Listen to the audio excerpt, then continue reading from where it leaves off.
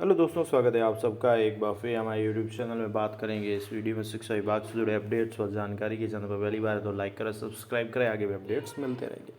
बात करें तो शिक्षा विभाग में जो भर्ती चल रही है प्राथमिक उच्च प्राथमिक विद्यालय अध्यापक सीधी भर्ती 2022 को लेकर, जैसा कि पहले भी हमने आपको अपडेट्स दे दिया था कि उसमें अब माध्यमिक के रिक्त पदों पर भी उनको नियुक्ति दी जाएगी। इसी को लेकर नवीन दिशा निर्देश इसमें तय कर दिए गए हैं कि किस प्रकार से लेवल प्रथम व लेवल द्वितीय के अंतिम रूप से चयनित अभ्यर्थियों को नियुक्ति व पदस्थापन दिया जाएगा। इसको लेकर विस्तृत दिशा निर्देश सरकार द्वारा तय कर दिए गए हैं। बात करेंगे इस वीडियो में इनकी साथ ही बात करेंगे मंत्रालय कर्मचारियों से संबंधित एक महत्वपूर्ण ऑर्डर की। सबसे पहले इसकी बात कर लें तो जैसा कि सरकार ने पंचायती राज अधिनियम 1994 की धारा को ध्यान में रखते हुए नियम बनाए कि प्राथमिक उच्च प्राथमिक अध्यापक का पद है और इन पदों पर सीधी भर्ती द्वारा नियुक्ति संबंधित जिले के जिला परिषद के अधिकार क्षेत्र में है। इसके साथ ही राजस्थान कर्मचारी चयन बोर्ड जयपुर द्वारा प्राथमिक विद्यालय भर्ती 2022 उच्च प्राथमिक विद्यालय भर्ती 2022 के अंतर्गत प्रतियोगी परीक्षा के उपरांत वर्गवार विज्ञापित पदों के अनुसार अध्यापक लेवल प्रथम, सामान्य विशेष शिक्षा लेवल द्वितीय भी सामान्य विशेष शिक्षा के पदों पर अंतिम रूप से चयनित अभ्यर्थियों की नियुक्ति पदस्थापन के संबंध में निम्न अनुसार कार्रवाई की जाए। तो ये पॉइंट निर्धारित कर दिए गए। सबसे प्रथम तो अनुसूचित क्षेत्र के जो रहेंगे कैंडिडेट्स टीएसपी के लिए चयनित अभ्यर्थियों को केवल अनुसूचित क्षेत्र यानी टीएसपी में ही नियुक्ति दी जाए। गैर अनुसूचित क्षेत्र नॉन टीएसपी के लिए है तो उनको गैर अनुसूचित क्षेत्र के विद्यालय में लगाया जाएगा। दूसरा, राज्य सरकार के परिपत्र 18/10/2021 में वर्णित प्रावधानों की पालना करते हुए नवचयनित अभ्यर्थी की नियुक्ति पदस्थापन संबंधी कार्रवाई की जाए। तीसरा है, भर्ती में संबंधित अध्यापक लेवल प्रथम द्वितीय के नवचयनित अभ्यर्थी के प्रथम नियुक्ति व पदस्थापन राज्य सरकार के विभिन्न ऑर्डर जयपुर के द्वारा जारी ऑर्डर जैसे 31/1/2017, 20/6/18, 14/9/18, 18/9/18 तथा शैक्षणिक स्टाफ के पदों का विद्यालयवार आवंटन व समानीकरण पदस्थापन के संबंध में भी जारी ऑर्डर 28/5/2019, 19/1/2021 से जारी दिशा निर्देशों की पालना करते हुए काउंसलिंग व विद्यालय आवंटन संबंधी कार्रवाई की जाए। उक्त अध्यापक सीधी भर्ती में नव चयनित विशेष शिक्षकों की काउंसलिंग तथा प्रथम नियुक्ति पर पदस्थापन हेतु राज्य सरकार के पत्र 20/6/18 के अनुसार कार्रवाई की जाए। साथ ही राजस्थान सरकार द्वारा भर्ती एजेंसी से चयनित अभ्यर्थियों को प्रथम नियुक्ति हेतु जिले में स्थान का आवंटन नियुक्त अधिकारी द्वारा इन पर्सन काउंसलिंग के माध्यम से किए जाने हेतु दिशा निर्देश जारी किए गए हैं।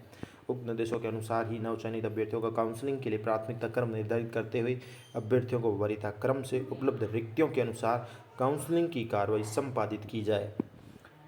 छठा पॉइंट है, पति पत्नी प्रकरण में संबंधित अभ्यर्थी से उसी जिले में राजकीय सेवा में होने का प्रमाण या दस्तावेज प्राप्त किया जाए।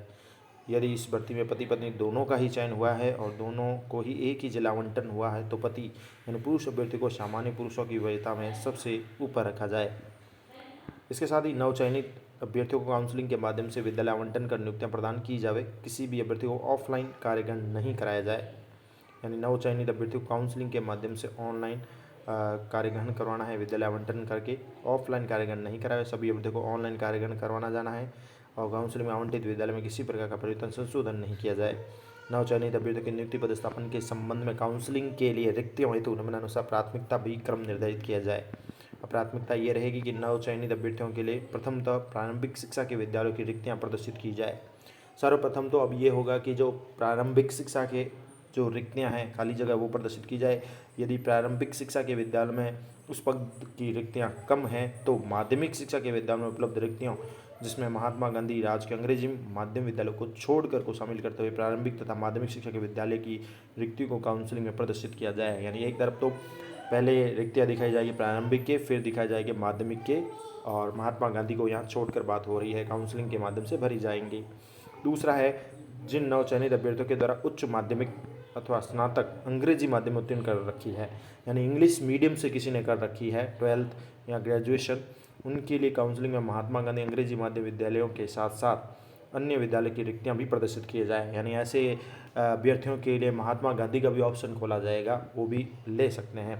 उक्त अंग्रेजी माध्यम विद्यालय में नियुक्त किए जाने वाले शिक्षकों के हेतु चयन हेतु कार्मिक विभाग की अधिसूचना 20/1/2023 द्वारा गठित जिला स्तरीय चयन समिति के अनुमोदन अधीन पदस्थापन किया जाए। यानी उनके लिए भी नियमों के अकॉर्डिंग अंग्रेजी माध्यम विद्यालय में नियुक्ति देने के लिए उनको चयनित भी किया जा सकता है, इंग्लिश मीडियम जिसने कर रखी है। इसके साथ ही माध्यमिक शिक्षा के विद्यालय में नवचयनित अभ्यर्थियों का पदस्थापन इस शर्त पर किया जाए कि राजस्थान राज्य अधीनस्थ सेवा नियम 2021 के नियम 6(3) की कार्रवाई उपरांत 6(3) यानी 6D की कार्रवाई के उपरांत सेटअप परिवर्तन से अध्यापक उपलब्ध होने पर इनको पुनः प्रारंभिक शिक्षा के विद्यालयों में पदस्थापित किया जाएगा। इनके नियुक्ति आदेश में उक्त शर्त का आवश्यक रूप से अंकन किया जाए।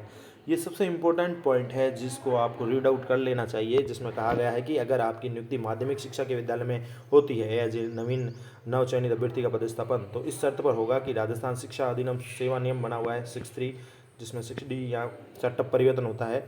तो सेटअप परिवर्तन से अध्यापक उपलब्ध होने पर इनको पुनः प्रारंभिक शिक्षा के विद्यालय में पदस्थापित कर दिया जाएगा। यानी जो अभी लगेंगे माध्यमिक के उनको फिर से हटा के वापस प्रारंभिक में डाला जाएगा जब भी सेटअप परिवर्तन की कार्रवाई 6D की कार्रवाई की जाएगी भविष्य में।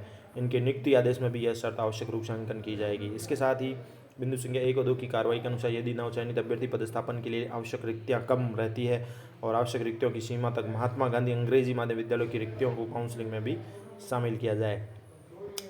इसके साथ ही महात्मा गांधी अंग्रेजी माध्यम विद्यालय पदस्थापन में भी एक शर्त रहेगी कि इस शर्त पर किया जाए कि इनको अन्य विद्यालय में रिक्तियाँ उपलब्ध होते ही अथवा महात्मा गांधी राजकीय अंग्रेजी माध्यम विद्यालय में साक्षात्कार तथा अन्य विभागीय प्रक्रिया से अध्यापक का पदस्थापन होने पर इनको अन्य विद्यालय में पदस्थापित किया जाएगा। तो महात्मा गांधी के लिए भी यही शर्त है कि अगर अन्य विद्यालय में रिक्तियाँ उपलब्ध हो गई और यहाँ महात्मा गांधी विद्यालय में साक्षात्कार प्रक्रिया भी चलती रहती है, उसके माध्यम से अन्य विभाग की प्रक्रिया से कोई नई अध्यापक आते हैं, पदस्थापन होता है, तो इनको वापस जो है अन्य विद्यालयों में जाना होगा, उनको पदस्थापित किया जाएगा।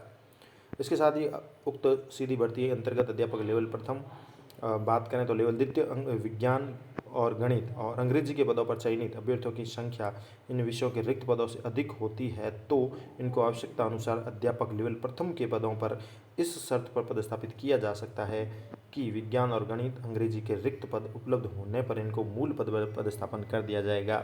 तो लेवल 2 के लिए ये बात हो रही है। अगर लेवल द्वितीय के अंतर्गत कहीं पर विज्ञान और गणित व अंग्रेजी के पदों पर चयनित अभ्यर्थियों की संख्या इनके रिक्त पदों से अधिक हो जाती है तो इनको आवश्यकता अनुसार लेवल प्रथम के पद पर भी इस शर्त पर पदस्थापित किया जा सकता है। पहले भी ऐसे हो रखा है कि विज्ञान और गणित और अंग्रेजी के रिक्त पद पर उपलब्ध होने पर वापस इनको मूल पद पर पदस्थापन पर कर दिया जाएगा।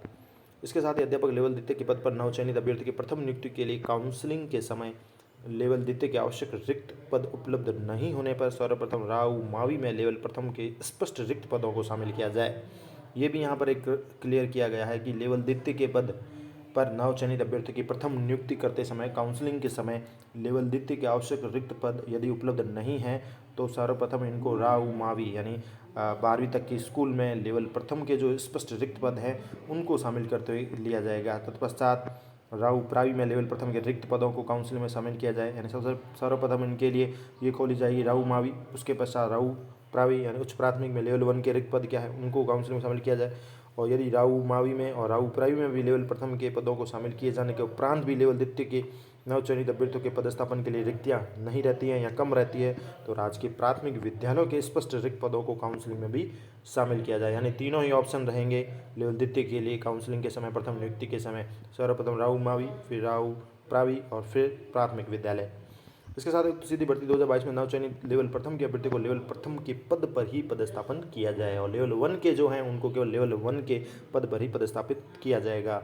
जिला शिक्षा अधिकारी मुख्यालय माध्यमिक द्वारा माध्यमिक शिक्षा विभाग के विद्यालय में उपलब्ध रिक्तियों की पदवार विद्यालयवार सूची जिला शिक्षा अधिकारी मुख्यालय प्रारंभिक शिक्षा को उपलब्ध करवाई जाएगी। और जितने भी जिला शिक्षा अधिकारी है अलग अलग जिलों के और जो माध्यमिक जिला शिक्षा अधिकारी है तो माध्यमिक द्वारा माध्यमिक शिक्षा विभाग में उपलब्ध जो भी रिक्तियाँ हैं पदवार या वर्गवार विद्यालयवार वो सूचियाँ प्राथमिक शिक्षा को उपलब्ध करवाई जाएगी ताकि वो इन पदों पर काउंसलिंग और जो भी है पदस्थापन की प्रक्रिया करेंगे।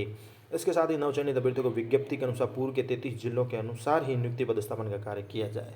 और यहाँ भी ये भी क्लियरिफिकेशन कर दिया गया है कि जो भी नवचयनित अभ्यर्थी है अभी जो वर्तमान में 50 जिले हो चुके हैं, घोषणा हो चुकी है, उनकी कार्रवाई भी चल रही है, लागू हो चुके हैं, लेकिन ये जो विज्ञप्ति है वो पूर्व की भांति होगी और इसमें नवीन अभ्यर्थियों को विज्ञप्ति के अनुसार ही 33 जिलों के अनुसार ही नियुक्ति पदस्थापन का कार्य किया जाएगा। नवीन जिले इसमें शामिल नहीं होंगे। तो ये तमाम तरह के अपडेट्स थे आप सभी के लिए और महत्वपूर्ण जानकारियाँ हैं शिक्षा विभाग की पदस्थापन को लेकर लेवल प्रथम लेवल द्वितीय के लिए। धन्यवाद।